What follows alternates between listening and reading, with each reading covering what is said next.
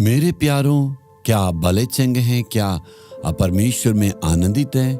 आज का दिन के बारे में सोच रहा ना, ये दिन तो अच्छा दिन है। परमेश्वर के साथ हम प्रतिदिन चलते हैं तो हमारे लिए अच्छा दिन है। यीशु के साथ चलने के लिए और उनके संग संग रहने के लिए अर्पण किए ना। प्रभु के संग चलने के जीवन ही आशीष का जीवन है। ये जगह को आप देख रहे हैं, मेरे पीछे एक पहाड़ है, जंगल जैसे भी दिख रहा है, लेकिन एक भी पेड़ नहीं है, पूरा सूखा हुआ है। ये कौन सा जगह, ये सोच रहे ना? जी हाँ, ये इस्राएल देश में है। इसे कहते हैं कुमरान। इससे पहले आपने मृत्यु सागर को देखें, वहां से ये 1.5 किलोमीटर में है। यरीहो से कम 10 किलोमीटर की दूरी में ये कुमरान गुफा पाया जाता है। ये गुफा, कुमरान गुफा, पूरे विश्व में बहुत ही प्रचलित जगह है। यहाँ चारों तरफ में आप देख रहे हैं, एक छोटा सा गांव पाया जाता।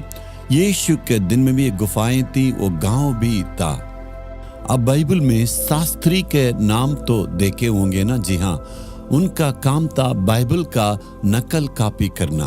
उन दिनों में प्रिंटिंग मशीन नहीं था ना, इसलिए वे हाथ से लिखते थे और चमड़े की उस स्क्रोल से पेपर में लिख के रख के वो सुरक्षित रखते थे।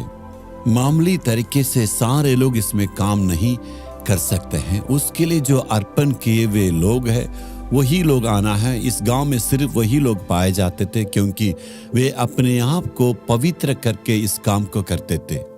खास करके उस काम के लिए एक गांव रखे हैं। इसी जगह में उन्होंने बाइबल को कॉपी किया है। यीशु के जन्म के 70 साल के बाद रोमियो ने इसको ऊपर चढ़ाई की। पूरे विश्व में उन्होंने चढ़ाई किया था और यहाँ पर आके पूरे यहूदियों को नाश किए। बाइबल को कॉपी करने वालों ने सोचा था रोमियो आएंगे तो ये सारे बातों को नाश करके सत्यानाश करेंगे।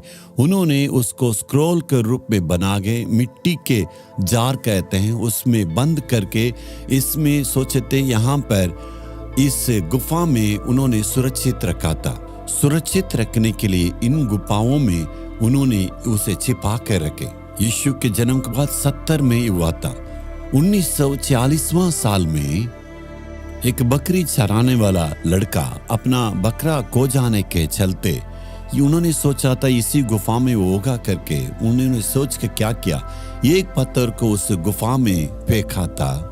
उस पत्थर उस गुफा में गिरने से एक आवाज आया। उन्होंने सोचा था जरूर कुछ न कुछ बर्तन होगा। सोच के जब अंदर आके देखे, वो मिट्टी का बर्तन था, उसके अंदर स्क्रोल था। उस लड़का ने जाके देखा था, उनको बिल्कुल समझ में नहीं आया। वो अपने गांव में जाके कहे, गांव को लोग आके देखे तो ये बाइबल का स्क्रोल है। उन्होंने यरूशलेम में खबर भेजा। यरूशलेम से यहाँ के आर्कियोलॉजिस्ट आए और उन्होंने 10 साल काम किए। उस 12 मिट्टी के जार से उन्होंने 900 स्क्रोल को यहाँ से निकाले। उसे कहते हैं डेड सी स्क्रोल। उसको आज भी यरूशलेम के म्यूजियम में आप देख सकते हैं। एस्तर का पुस्तक को छोड़ के बाकी सारे पुस्तकें वहां पर थी। उन्होंने बाइबल को सुरक्षित रखने में ध्यान दिए थे। उन्होंने अपने हाथ से लिख के इसे काफी किया है, क्योंकि उन दिनों में पूरे विश्व में यहूदियां फैले हुए थे। जहां कहीं भी यहूदियां, वहां प्रार्थनालय भी था, उसमें पढ़ने के लिए यहां से भेजते थे। उन्होंने परमेश्वर के वचन से इतना प्रेम किया और सारे लोग पढ़ने के लिए भी कोशिश की। जब इसको खतरे आए तो उस वचन को सुरक्षा रखने में बहुत ही ध्यान दिए। हम किस ढंग से प्रभु के वचन से प्रेम करते हैं। भजन संहिता 119 अध्याय का 133वां वचन में देखेंगे, मेरे पैरों को अपने वचन के मार्ग पर स्थिर कर और किसी अनर्थ बात को मुझ पर प्रभुता न करने दे। सुंदर वचन है। हमें भी ऐसे प्रार्थना करना चाहिए, हे प्रभु तेरे वचन के द्वारा मेरे कदमों को, मेरे पैरों को तू स्थिर करना होगा। वचन में हमें स्थिर रहना चाहिए। सिर्फ पढ़ने से वो काफी नहीं है। जो कुछ वचन पढ़ते हैं उसमें हमें स्थिर रहना है। दुश्मनों से प्रेम करो कहने के मतलब उस वचन को पढ़ के उसमें आज्ञा मान के हमें अर्पण करना है।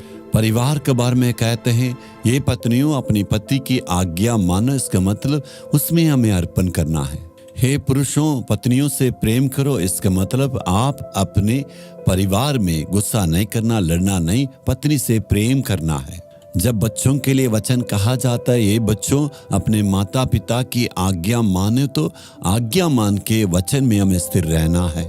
सबके लिए वचन के द्वारा परमेश्वर ने सलाह दिया। काम करने वालों को, सरकारी जो काम करते हैं, जो सेवा करते हैं, सबके लिए प्रभु का वचन में सलाह है। पुलिस डिपार्टमेंट के लिए कुछ सलाहें हैं। झूठे इल्जाम नहीं करना है और किसी से घूस नहीं लेना, ये सारी बातें लिखी हुई है। मामूली तरीके से वचन को पढ़ के उसको साधारण नहीं समझना, वचन को पढ़ के उसमें हमें स्थिर रहना चाहिए। वचन में लिखा है, अन्याय की बातें मेरे सामने नहीं आना। यदि आप ईमानदारी से काम करेंगे तो कोई अन्याय आपको नहीं होगा। यदि आप परमेश्वर से कहते हैं, परमेश्वर तेरे वचन में मुझे स्थिर रहना, तू मुझे मदद करना, तो परमेश्वर आपको मदद करेंगे। कोई भी अन्याय की बातें आपके साथ नहीं होगा। तब परमेश्वर की भरपूरी आशीषें आपका जीवन में होगा। आज हम अपने आप को जांचना, क्या आपका जीवन में कुछ कमी है, आशीष की कमी है? इसका मतलब आपने वचन में कहीं आज्ञा ना माना, इसलिए अपने आप को आज जांचना है। जहां हमने गलती की है, अपने गलती का एहसास करके परमेश्वर के पास क्षमा मांगने के द्वारा आपका रुका हुआ आशीष आपके जीवन में जरूर होगा। एक भाई अपने जीवन का अनुभव में कहते हैं, उन्होंने उपवास किया, प्रार्थना किया, कुछ कार्य होने के लिए कितना लंबे समय से इंतजार किया, लेकिन सबके लिए परमेश्वर उत्तर दे रहे हैं। उस खास बात के लिए परमेश्वर उनको उत्तर नहीं दिया। उन्होंने इतना कोशिश किया लेकिन उस कार्य में उनको सफलता नहीं मिला, इसलिए निराश हो गए। जब उन्होंने एक व्यक्ति के प्रचार को सुने थे, उस प्रचार में कहा गया था, यदि किसी के ऊपर शिकायत है, किसी के मन में आप थोड़ा दुख दिए या आपका मन में कुछ दुख है, तो परमेश्वर आपकी प्रार्थना को उत्तर नहीं देंगे। जैसे उन्होंने सुना, परमेश्वर ने उनसे बातें किया, परमेश्वर ने उस वचन से उनसे बातें किया। तुम बहुत ही साल के पहले एक भाई के मन में दुख दिया है, उसका कड़वापन अभी तक तुम्हारा जीवन में है, इसलिए मैं तुम्हारी प्रार्थना को उत्तर नहीं दूंगा करके कहने से उनको पुरानी बातें सब कुछ याद आया और पवित्र आत्मा ने उनको पूरा स्मरण दिलाया। उन्होंने कहा था, उस भाई का नाम को पहचान के उनको बुला के कहें, जी हाँ, मुझे तू क्षमा करना, क्योंकि तुम्हारा प्रति मेरे दिल के अंदर कड़वापन है। जैसे ही उन्होंने क्षमा मांगा था, उनका कार्य में सफलता मिल गया, सारे रुकावटें बदल गया था, उनका कार्य में सफल मिला। यदि आप वचन में स्थिर रहने से ही आपका कार्य पूरा सफल होगा। सिर्फ वचन को पढ़ने के द्वारा आपके जीवन में कोई परिवर्तन नहीं आएगा, इसलिए वचन के अनुसार चलना है। अभी अपने आप को जांचिए, क्यों आपका जीवन में कोई बढ़ोतरी नहीं है।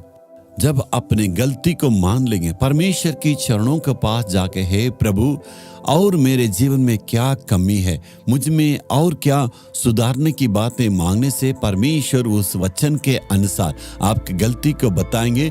उसके अनुसार अर्पण करने से परिवर्तन को आप देखेंगे। हे प्रभु, आज मैं दुआ मांगता हूँ, तेरे वचन में हमारा पाँव, हमारा कदम स्थिर रहने के लिए तू मदद करना है। हमारी गलती को एहसास होती है, आज हम क्षमा मांगते हैं प्रभु, यीशु के नाम में, आमीन आमीन।